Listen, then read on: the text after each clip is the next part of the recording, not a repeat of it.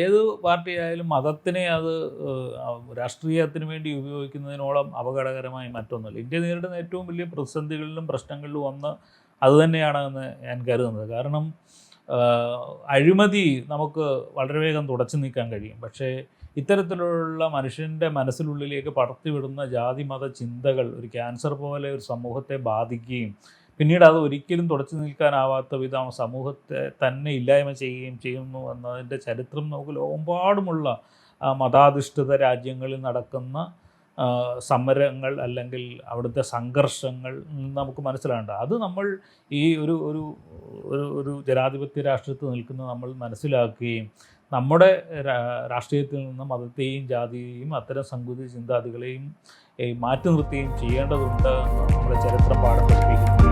താൽക്കാലിക ലാഭത്തിന് വേണ്ടി രാഷ്ട്രീയ കക്ഷികൾ അത്തരം കാര്യങ്ങളിലേക്ക് ഇറങ്ങിപ്പോകുന്നത് ഭാവിയിൽ